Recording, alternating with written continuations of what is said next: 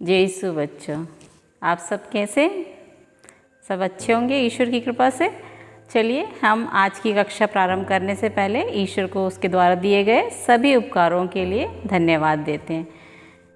हे पिता ईश्वर, हम आज इस सुंदर दिन के लिए आपको धन्यवाद देते हैं। आपने हमें इस योग्य बनाया कि हम आपके वचनों को सुनकर उसके अनुसार चल सकें।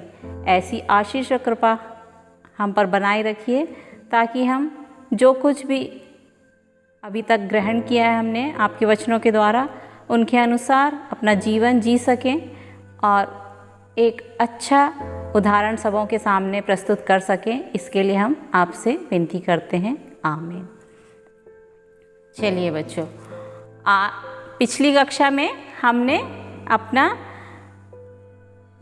विश्वास प्रशिक्षण श्रृंखला 1 के पार्ट 5 को, जिसका नाम था मेरे दोस्त, पढ़ा था। और उसमें अभ्यास के लिए मैंने गृह कार्य दिया था, आपको होमवर्क दिया था कि आपको होमवर्क करना है। तो उस होमवर्क को आपने कर लिया होगा, मुझे विश्वास है।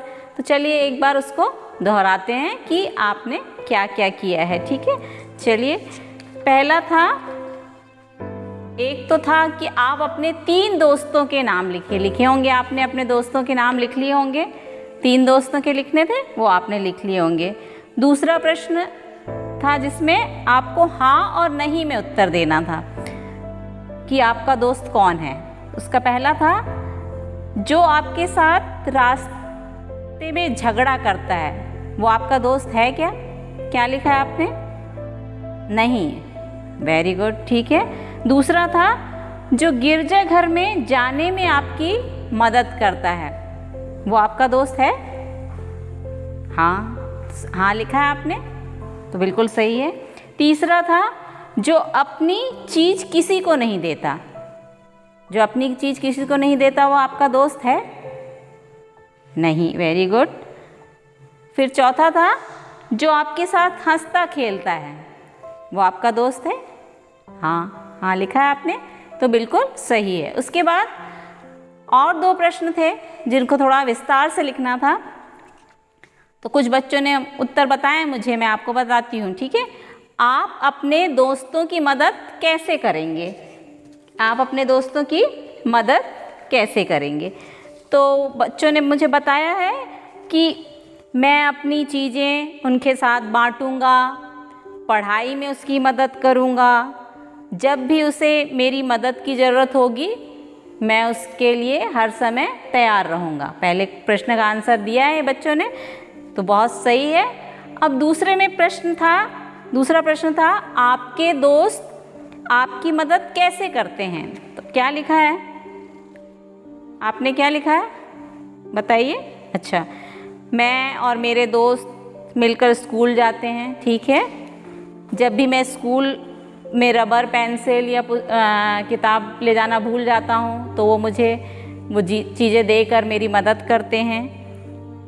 इस प्रकार मेरा दोस्त मेरी मदद करता है। ये लिखा है, सही आंसर है, सही उत्तर है ये। अब आइए हम अपने विश्वास प्रशिक्षण श्रृंखला के पार्ट 6 शुरू करेंगे। आज से हम अपना पार्ट 6 का नाम क्या है? मेरे पड़ोसी। आज के पार्ट का नाम है मेरे पड़ोसी। तो मेरे पड़ोसी, आपको अगर मैं पूछूं कि आपका पड़ोसी कौन है तो आप बोलेंगे वो शर्मा अंकल मेरे पड़ोस में रहते हैं, वो मेरे पड़ोसी हैं। या फिर और किसी अंकल का नाम बताएंगे कि वो है, या वो बबलू है मेरा पड़ोसी, है ना। तो जो आपके पड़ोस में रहता है वो आपका पड़ोसी है। लेकिन क्या जरूरी है कि वो, हो सकता है किसी के अकेला किसी का घर हो, उसके आस पड़ोस में कोई नहीं रहता है, तो उसका पड़ोसी कौन होगा? आपने सोचा इसका पड़ोसी कौन होगा?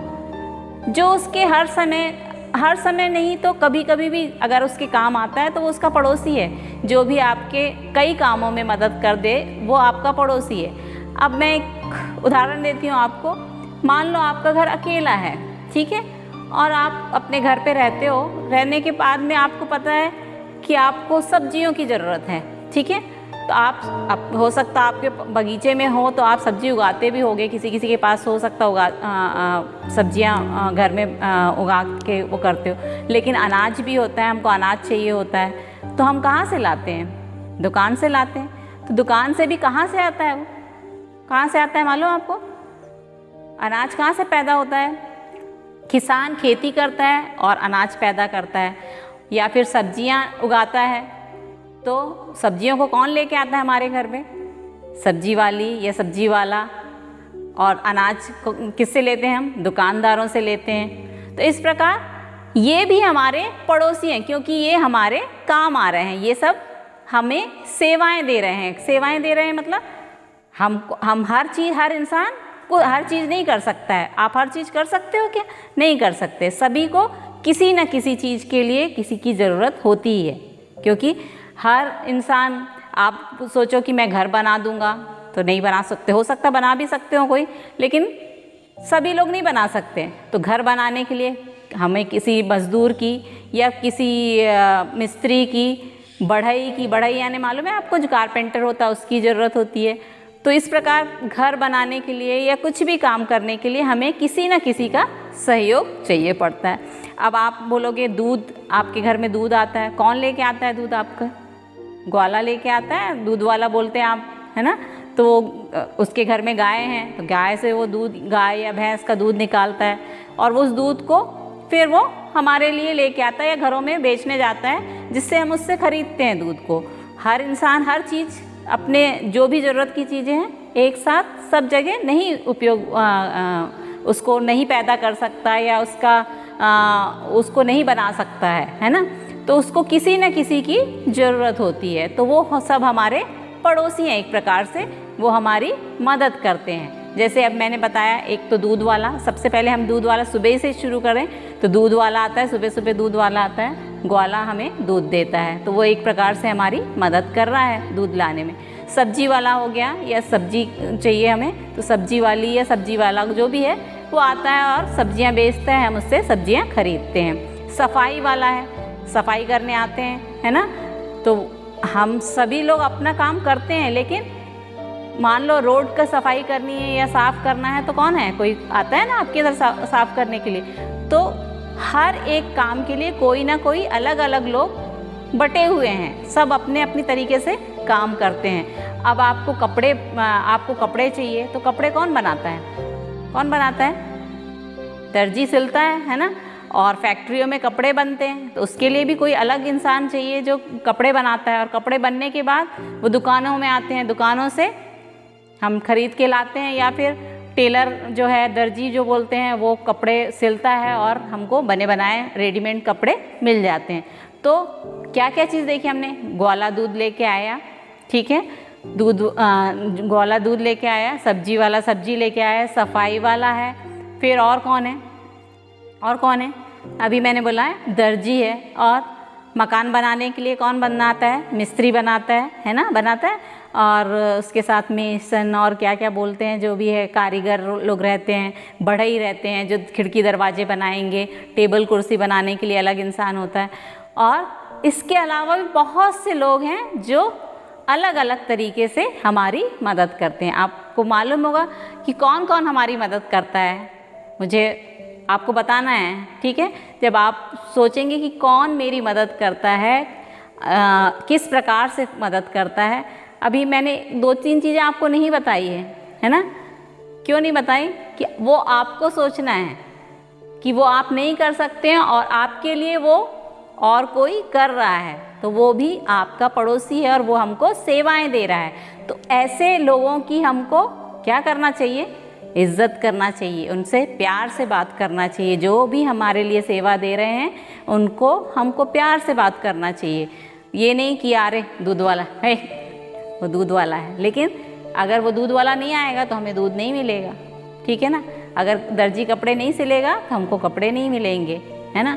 और दुकानदार अगर सब चीज़ें नहीं बेचेगा तो हमको सामान नहीं मिलेगा। खाने पीने का जो भी सामान है वो दुकानदार से हम खरीदते हैं, तो वो सब चीज़ें हमको किसी न किसी के सहयोग से मिलती हैं। तो हमको सभी चीज़ों के लिए जो भी हमको सहयोग करते हैं उनसे प्यार से बात करना चाहिए, और प्यार से उनके साथ व्यवहार करना चाहिए और उनकी इज्जत करना चाहिए, ताकि हम भी खुश रहें और वो भी खुश रहें और एक दूसरे से मिलके हमारा जो बोलते हैं प्यार जो है बना रहे।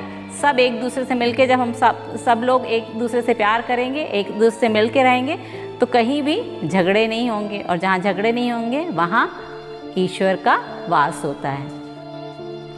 चलिए अब हम अपनी पुस्तक में देखेंगे कि और कौन कौन लोग हमारे लिए सहयोग करते हैं। तो पुस्तक में सबसे पहले दिया है, एक फ़ोटो दी हुई है जिसमें एक व्यक्ति कुछ दे रहा है। वो कौन है, आपको लग रहा है कौन है ये डाकिया है, जो आजकल बहुत कम दिखते, पोस्टमैन बोलते हैं ना हम, है ना, आजकल सब मोबाइल में काम चल जाता है। तो ये, लेकिन ये कौन है, पोस्टमैन है, डाकिया है। ये क्या करता है, हमें पत्र ला के देता है, मतलब चिट्ठियाँ लाता है। चिट्ठियाँ अगर हमारी है, आजकल चिट्ठियाँ नहीं लिखते हैं लोग, लेकिन कुछ भी कागज़, अगर सरकारी कागज़ या कोई भी कागज़ होता है तो वो कौन ला के देता है, हमें डाकिया ला के देता है। उसके बाद हमें दिख रहा है यहाँ पर एक आदमी कुछ हथौड़ी और कुछ लेके काम कर रहा है। वो कौन हो सकता है, मैंने बताया बढ़ई है ना, कौन है वो, बढ़ई। बढ़ई क्या करता है, टेबल कुर्सी बनाने का काम करता है।